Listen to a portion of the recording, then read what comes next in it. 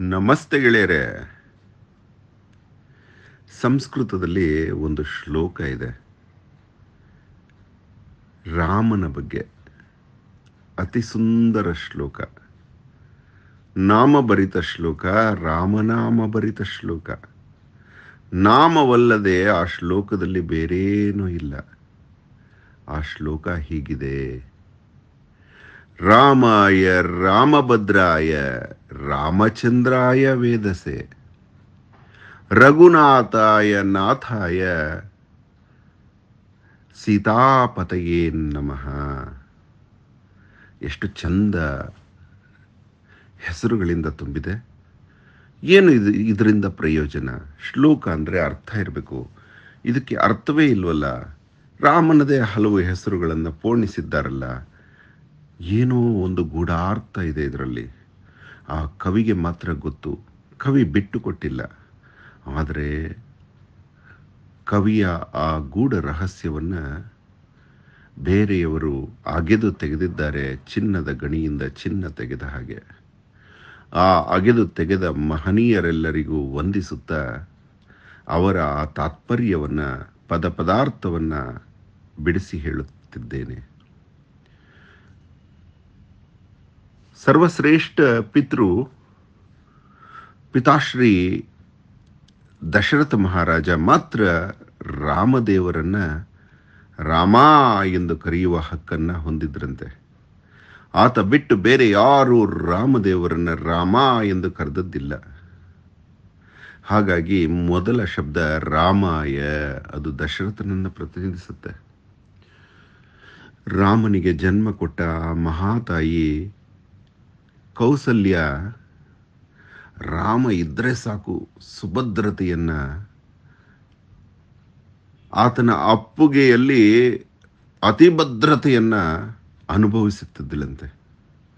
ಹಾಗಾಗಿ ಆಕೆ ಮಗನನ್ನು ರಾಮಭದ್ರ ಎಂದು ಕರೆಯುತ್ತಿದ್ದದ್ದು. ರಾಮಾಯ ರಾಮಭದ್ರಾಯ ಆಯಿತು. ಇನ್ನು ರಾಮಚಂದ್ರ ಏತಕ್ಕೆ? ರಾಮ ಬಾಲ್ಯದಲ್ಲಿ ಹಠ ಹಿಡಿಯುತ್ತಾನೆ. ಆಕಾಶದಲ್ಲಿ ಕಾಣುವ ಪೂರ್ಣ ಚಂದ್ರ ನನಗೆ ಬೇಕು, ಆ ಚಂದ್ರ ಬೇಕು ಅಂತ ಹಠ. ಅಯೋಧ್ಯೆ ಎಲ್ಲ ಒಂದಾದರೂ ಆ ಹಠ ನಿಲ್ಲಿಸೋಕ್ಕಾಗಲ್ಲ. ಆಗ ಬಂದ ಕೈಕೇಯಿ ತುಪ್ಪದ ಗಡಿಗೆಯಲ್ಲಿ ಚಂದ್ರನ ಪ್ರತಿಬಿಂಬವನ್ನು ತೋರಿಸಿ ರಾಮನ ಹಠ ನಿಲ್ಲಿಸುತ್ತಾಳೆ. ಆ ಘಟನೆಯನ್ನು ಮರೆಯಲಾಗದ ಕೈಕೇಯಿ ರಾಮನನ್ನು ಕಂಡನ್ನು ತತ್ಕ್ಷಣ ರಾಮಚಂದ್ರ ಎಂದು ಕರೆಯುತ್ತಿದ್ದದ್ದು ವಾಡಿಕೆ. ನೋಡಿ, ಆಕೆಗೆ ಹೋಯಿತು ಆ ಮೂರನೇ ಹೆಸರು. ರಾಮಾಯ ರಾಮಭದ್ರಾಯ ರಾಮಚಂದ್ರಾಯ ವೇದಸೆ ಏನಕ್ಕೆ? ರಾಮ ಬಾಲ್ಯದಲ್ಲಿಯೇ 4 ವೇದಗಳನ್ನು ಕಲಿತು ಅರಗಿಸಿಕೊಂಡಿದ್ದಂತಹ ಮಗು ಅದು. ವಿಶ್ವಾಮಿತ್ರ ಕಾಡಿಗೆ ತಂದೆಯ ಅನುಮತಿ ಕೇಳಿ ಕರೆದುಕೊಂಡು ಹೋದಾಗ ದಾರಿಯಲ್ಲಿ ರಾಮ ಕಲಿತ ವೇದ ವಿದ್ಯೆಯನ್ನು ನೋಡಿ ಅಚ್ಚರಿಯಾಗಿ, ಮಗು ನೀನು ಶಾಸ್ತ್ರ ಕಲಿತಿದ್ದೀಯೇ, ಶಸ್ತ್ರಗಳನ್ನು ಕಲಿಸುತ್ತೇನೆ ಬಾ ಅಂತ ಹೇಳಿ ರಾಮನನ್ನ ಸರ್ವ ವೇದಗಳು ಅರಗಿಸಿಕೊಂಡ ರಾಮನನ್ನ ವೇದಸೆ ಎಂದು ಕರೆಯುತ್ತಿದ್ದರಂತೆ ಆ ಗುರು. ಹಾಗಾಗಿ ರಾಮಾಯ ರಾಮಭದ್ರಾಯ ರಾಮಚಂದ್ರಾಯ ವೇದಸೆ. ಎಷ್ಟು ಚೆನ್ನಾಗಿದೆ ನೋಡಿ ಈ ಶ್ಲೋಕ. ಅರ್ಥ ಬಿಡಿಸ್ಕೊಂಡು ಹೋಗುತ್ತೆ, ಒಂದೊಂದು ಹೂವು ಅರಳುತ್ತಾ ಹೋಗುತ್ತೆ. ಮತ್ತೆ ರಘುನಾಥಾಯ ಏನಕ್ಕೆ? ರಘುವಂಶದಿಂದ ಹುಟ್ಟಿ ಬಂದ ಮಗು ಅದು. ರಘು ಎಂಥ ಆಡಳಿತ ವ್ಯವಸ್ಥೆಯನ್ನು, ಆ ಕಾಲದಲ್ಲೇ ಪ್ರಜಾಪ್ರಭುತ್ವ ವ್ಯವಸ್ಥೆಯನ್ನು ತಂದುಕೊಟ್ಟಂತಹ ರಘು ರಾಮವಂಶ. ಅದು ಸೂರ್ಯವಂಶದ ರಘು. ಅಂತಹ ದೊರೆ ಮತ್ತೆ ಸಿಕ್ಕಿದ್ದಾರೆ ಅಂತ ಹೇಳುವ ಅಯೋಧ್ಯೆಯ ಪ್ರಜೆಗಳ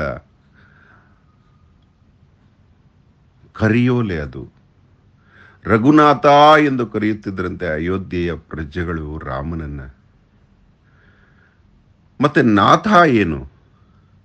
ನಾಥ ಎಂದು ಕರೆಯುವ ಹಕ್ಕು ಇರುವುದು ಪತ್ನಿಗೆ ಮಾತ್ರ. ಏಕಪತ್ನಿ ವ್ರತನಾದ ರಾಮನ ಪತ್ನಿ ಸೀರಜಾತೆ ಸೀತೆ. ನೇಗಿಲಿನಿಂದ ಹುಟ್ಟಿದವಳು, ಸೀರಾ ಎಂದರೆ ನೇಗಿಲು, ಜಾತೆ ಎಂದರೆ ಹುಟ್ಟಿದವಳು. ಆ ಹೆಸರಿನ ಮೊದಲಕ್ಷರ ಮತ್ತೆ ಕೊನೆಯಕ್ಷರ ಸೇರಿಸಿ ಸೀತೆಯಾದಳು. ಆ ಸೀತೆ ಮಾತ್ರ ರಾಮನನ್ನ ನಾಥ ಎಂದು ಕರೆಯುವ ಹಕ್ಕನ್ನು ಹೊಂದಿದ್ರಂತೆ. ಮತ್ತೆ ಸೀತಾಪತೆಯೇ ನಮಃ ಅಂತ ಬರುತ್ತೆ ಆ ಶ್ಲೋಕ. ರಾಮಾಯ ರಾಮಭದ್ರಾಯ ರಾಮಚಂದ್ರಾಯ ವೇದಸೆ ರಘುನಾಥಾಯ ನಾಥಾಯ ಸೀತಾಪತಿಯೇ ನಮಃ. ಯಾರು ಹೇಳ್ತಿದ್ರು ರಾಮನನ್ನ ಸೀತಾಪತಿ ಅಂದರೆ? ಸೀತೆಯ ತವರು ಮಿಥಿಲೆಯ ವಾಸಿಗಳು ತಮ್ಮ ಗೌರವದ ಮಗಳು ಸೀತೆಯ ಪತಿ ರಾಮ ಆದ್ದರಿಂದ ರಾಮನನ್ನ ಸೀತಾಪತೇ ಎಂದು ಕರೆಯುತ್ತಿದ್ರಂತೆ. ಎಷ್ಟು ಚಂದ ಅಲ್ವಾ ಈ ಶ್ಲೋಕ? ಹೇಳಬೇಕು ಅನ್ನಿಸ್ತು, ನಿಮ್ಮೆಲ್ಲಿ ಹಂಚಿಕೊಳ್ಳಬೇಕು ಅನ್ನಿಸ್ತು. ಧನ್ಯವಾದ. ಅಹೋರಾತ್ರ.